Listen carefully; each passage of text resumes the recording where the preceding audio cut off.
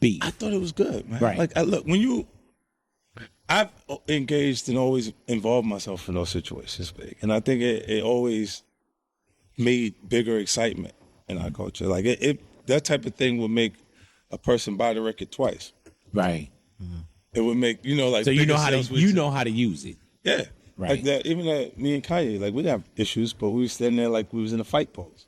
Yeah. For the picture, you know what I mean? Like, and that was the week, the first sales week. Yeah. And both of y'all sold. Yes. And then you're gonna look at the end of the day, Vic, you're going, I could have went on tour with him if I wanted to combat that win. Right. Because I had so many records that were hit records at that point that I would have smashed. He only had that album. Right. What do you think this is with Drake and Kendrick?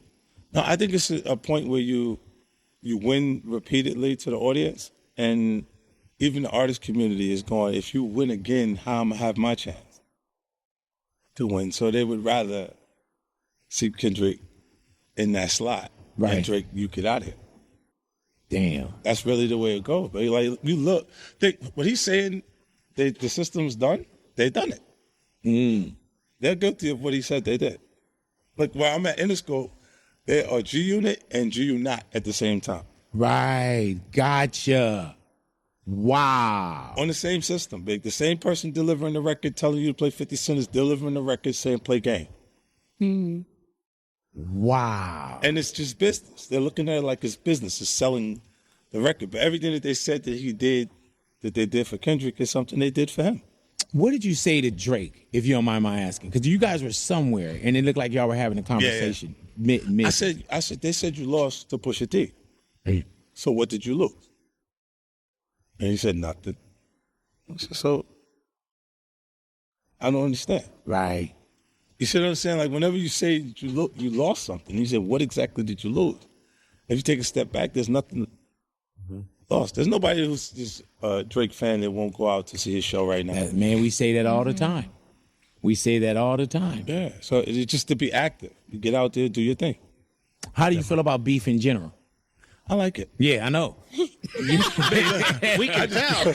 No, I'm saying I grew up under circumstances where it is not optional. It's gonna happen.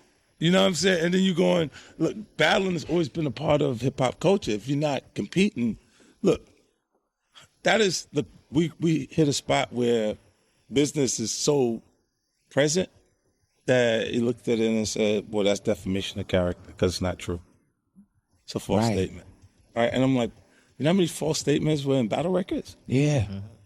What did you feel about the lawsuit when you heard the lawsuit being announced?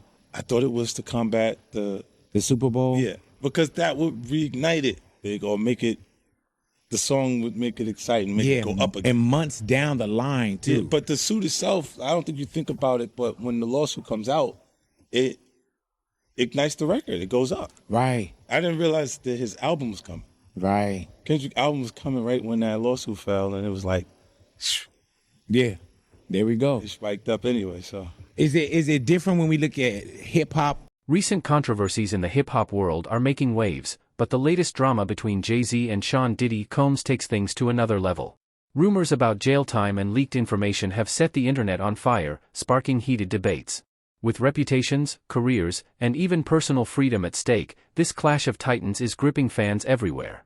Let's dive into this high-stakes saga of loyalty, betrayal, and the fight to stay on top.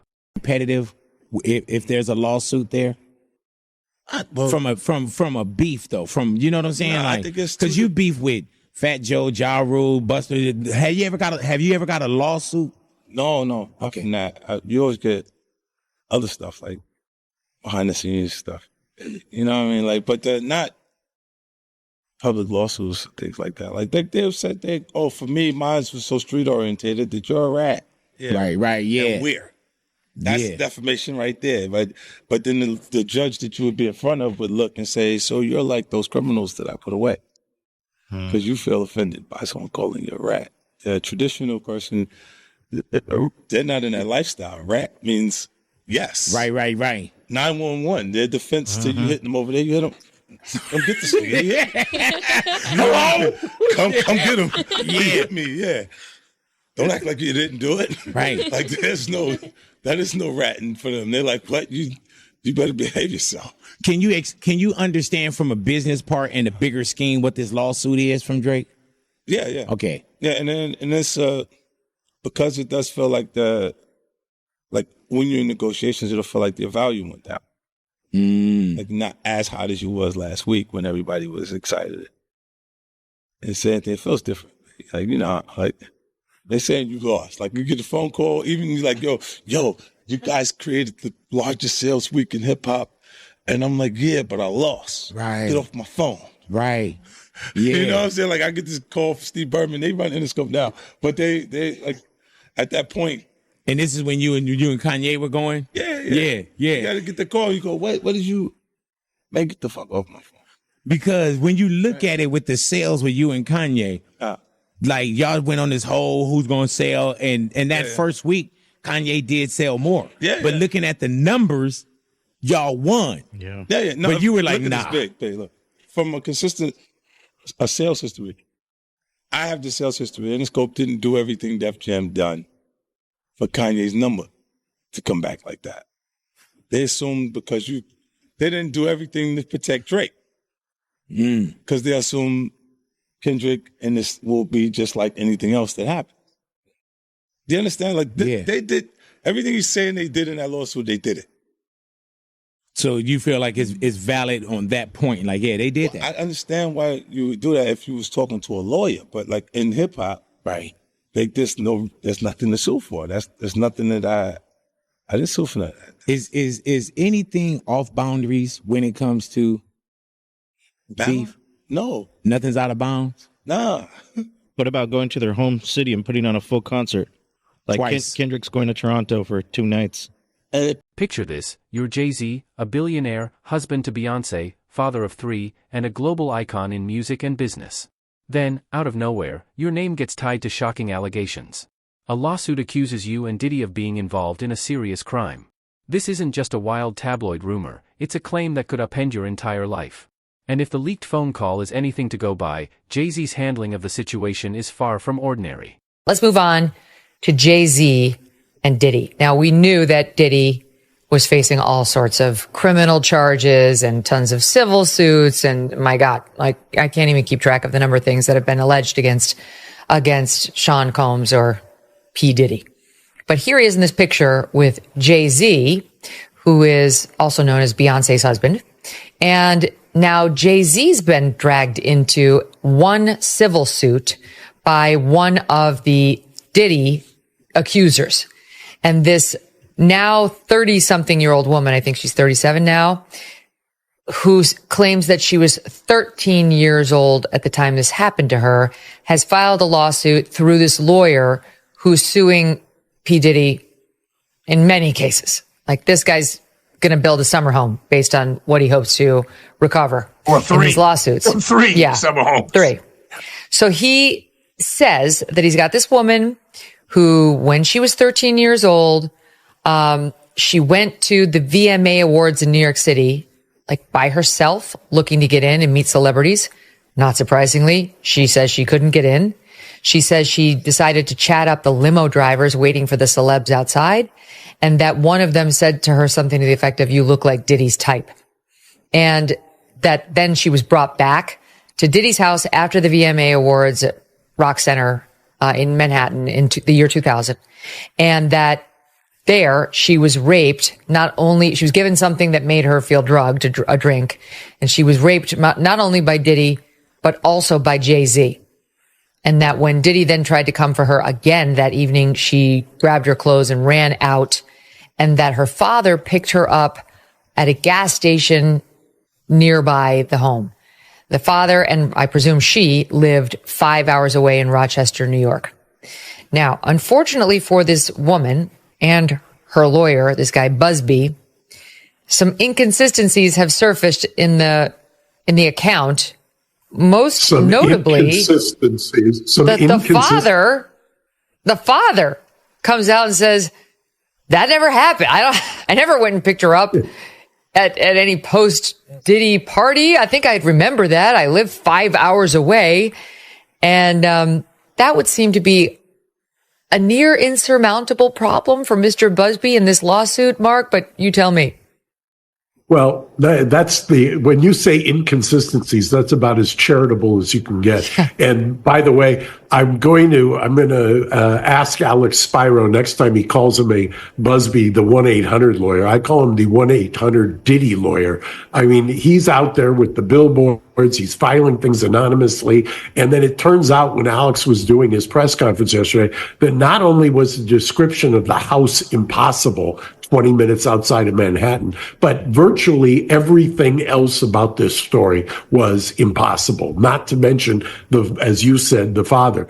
But this is not the first time that one of these things as to Diddy has fallen apart. I mean, Gloria Allred brought a case that ended up falling apart. The lawyer... Reports suggest that a leaked phone call has exposed Jay-Z's calculated strategy to distance himself from Diddy. Once close collaborators and friends, their partnership now appears to be in shambles. Insiders say Jay-Z is focused on protecting himself and his family at all costs, even if it means shifting the blame onto Diddy.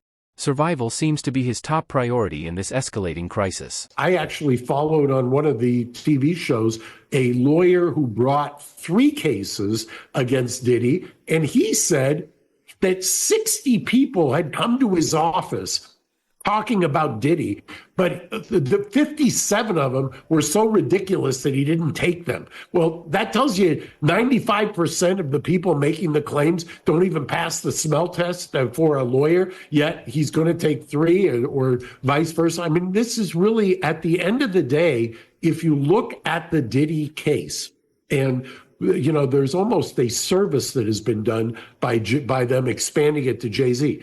Everybody says there's all these celebrities involved. Well, so far, everybody says any minute the tape's going to drop, the tapes are being shopped, blah, blah, blah. The problem is that was in September. And now we're in December. Not one tape has been released that I have seen. No, not one other person who is an alleged victim has been identified. It's still a one accuser case that's being brought criminally. I think that a lot of this is totally overblown, and there isn't any indication. Everybody keeps talking about the Diddy parties. Where are the tapes of the Diddy parties where this is supposedly going on? Nobody's ever seen it. It's become like the Loch Ness Monster. And also, but Meg, let's talk about something historical that took place this week. And it's this case that you and I don't know how many stories we did on the original Kendall's court / Kelly's court. The young woman who was young then accused the Duke lacrosse players of raping Crystal her, Mangum has now come out and said, yeah, I made the whole thing up, which is horrible as what she did was horrible. She's actually just committed like a little bit of a public service to show like people do make these things up. Everyone's like, oh, make this up out of whole cloth. Who would just create such a story? It never happens. Yeah, it actually does happen. Did happen. Those 4 kids' lives were ruined. Their families ruined, financially wiped out. A DA was brought to his knees out there. It was just, a despicable situation that happened. And now, I don't even know, almost 20 years later, she admits, yeah, I made the whole thing up. And this girl with the Jay-Z thing, I mean, her own father, yeah, I think I would remember if I drove 5 hours to pick up my daughter from a nightclub. But for Jay-Z, I agree with Mark that he did perform somewhat of a public service when his name came out, and he fought. He said, look, I feel bad for my kids. I feel bad they're going to have to hear about this, but I am not going to be extorted. I'm not giving a penny. I know I didn't do that. And I'll tell you, Mark and I have represented these kinds of people. It is often a lot easier for them to fill out a 3-page document, a non-disclosure agreement, write out a check for an amount of money that's not going to change their quality of life, just make it go away. He probably could have done that here, but he didn't, and good for him. Yeah, no, Jay-Z is denying it in the strongest terms, and he's responding to this. I'll get to. At first, it's shocking, 2 legends like Jay-Z and Diddy, pillars of the hip-hop world, now seemingly at odds. They've shared business ventures, personal milestones, and major moments in their careers. But when survival is on the line, even the strongest friendships can crumble. The leaked call allegedly reveals Jay-Z's determination to protect himself,